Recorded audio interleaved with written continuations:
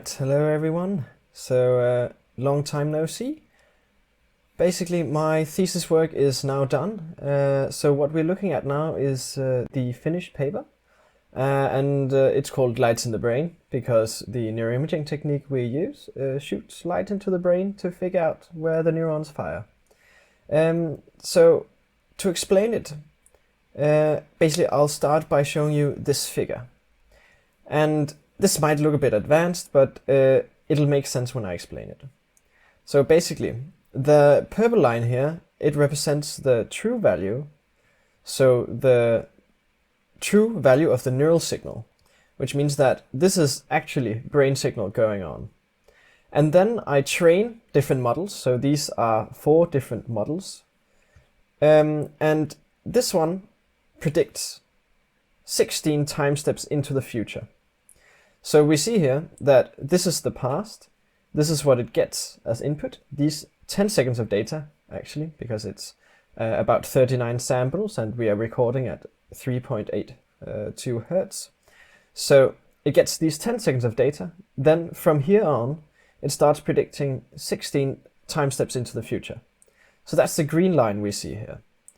And you can see that it's remarkably accurate compared to what we would expect from simple models. And one of the things you'll see is that the 2 long short-term memory models, they are performing vastly better than simpler models, such as the just a dense, which is a fully connected model, and then a baseline, where it just takes the last value of the input.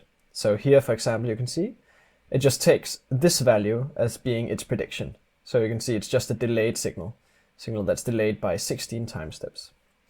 And we can see that the dense model has sort of the same pattern. It has a hard time figuring out a signal in this. And the reason why it might look the same, we can imagine, is because it's too simplistic. So it won't assume that the signal changes too much, which means it will look a bit like a delayed signal, just because it tries to predict sort of the same thing, because it might be what it has overfit itself to do. So this is actually just one part of the experiment. But this, the first part, we see quite good performance, and we see that it actually learns over time through its training steps, and the validation error reduces. And the validation error is binary cross entropy. So with the best, or with just the models we have selected here, we can see that there's a clear initial dip for all of the models. For the dense model, however, it's just to here and not all the way, while the 2 LSTM models, they continue on downwards. Yes. And then the other part that is quite interesting that I want to show you is that I try to take sort of the transfer learning approach to this that we see from natural language processing.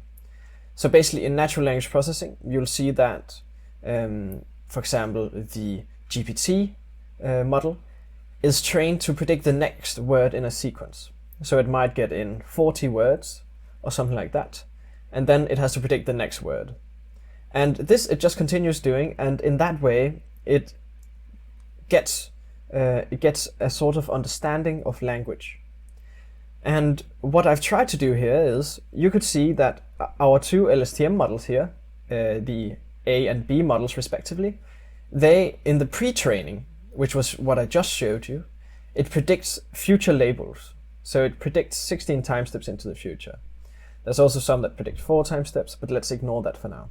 So it predicts 16 time steps into the future. So that's a pre-training. But then when we go and transfer learn this, we basically take all of the inputs from this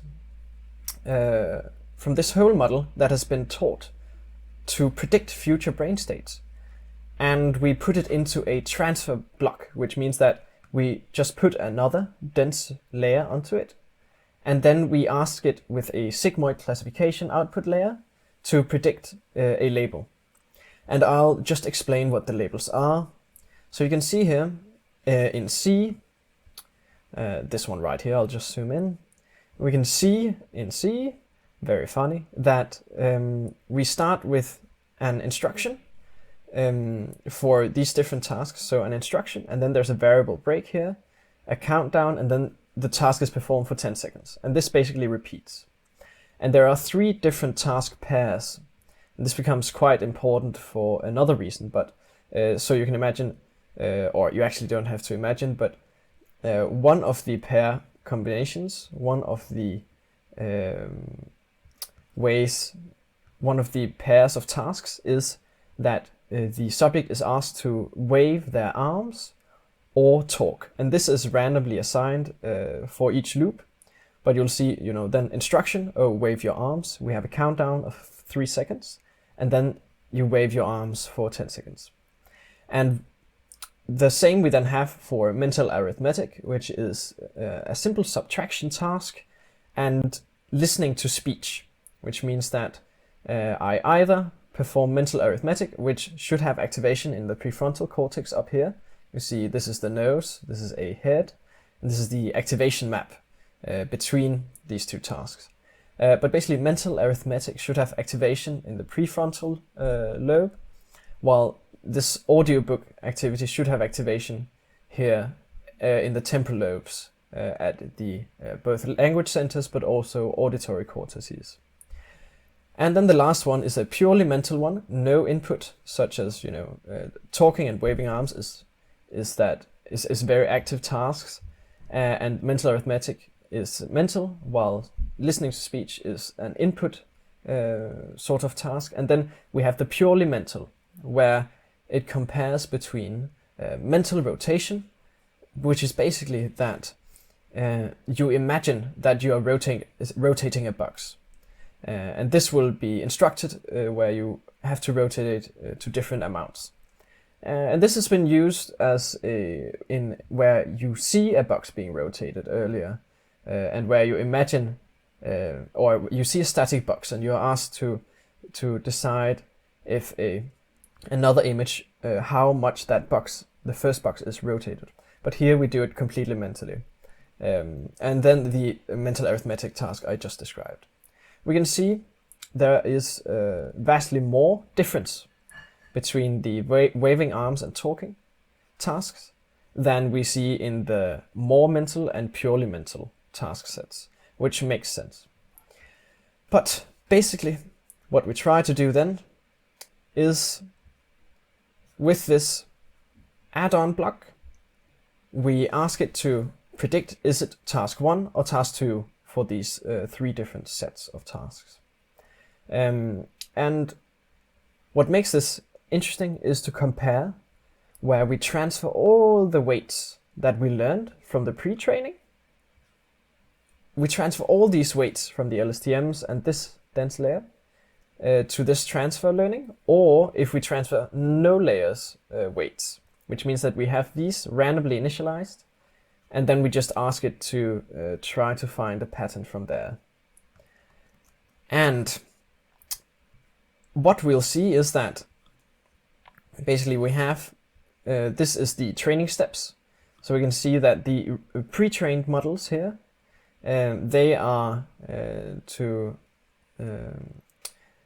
where we have transferred all the weights, while the reinitialized models are the ones where we have reused, or we have reinstantiated the weights, basically. So it's a new model. And what is funny is that we see that the pre-trained models, they actually learn much less. So the dense model seems to learn a bit more than the 2 LSTM models here in the pre-training task on the training set, which is quite interesting because that means that the LSTMs might be too complex for the amount of data that we get in, and I'll comment on this in the discussion as well. But we see the reinitialized models, they learn quite well. So they learn quite well on the training set, but then we see that they actually don't learn a lot on the test set. And what this to some degree indicated was that that the pre-trained models made it avoid overfitting, but that the pre-trained models are also actually not helping in this case, which is quite interesting. And I think personally, which is also reflected in the discussion, that this is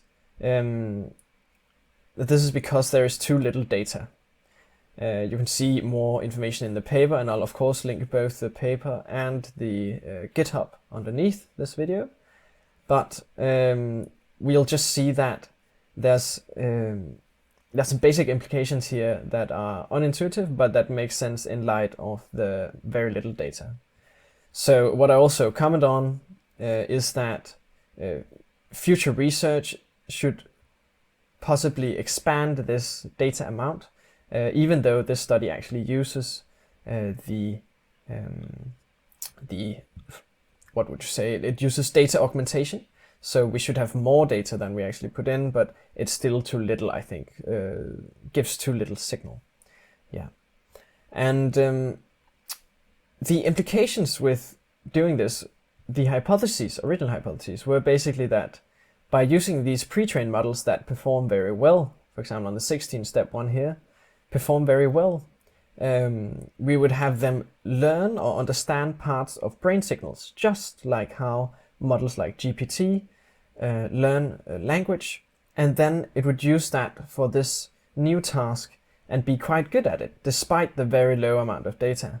But what I think is just that there, in the end, was too little data. So what we conclude here is that the steps that have been taken in this paper really puts forth a framework for other papers to use in the same academic field, because it for what I've learned from my preliminary research is that this has not been done before, especially not with functional near-infrared spectroscopy that I use in this paper. So yes, so we can basically use these LSTM models that are good on time series to predict neural signals straight up, but we cannot use it to adapt it to such a low data task, unfortunately. Yeah, so I hope you really liked this little overview, and I hope it was relatively clear. I have added all the code and a lot of descriptions for the code, so you can see here. It should be relatively easy to reproduce. You can see I put a 7 out of 10 ease of use, so beware of that. But it should be all right anyways. Yeah, so there's a link to all the files and description of what they do, along with a structure for the rest of the folders, and what's in them and why it's in there. And then there's the two main figures I just explained, and a table of contents. So you can basically go in here and reproduce the work. And I'm curious, maybe in the comments, write out your experiences with reproducing it, or write up any comments you have to the paper itself.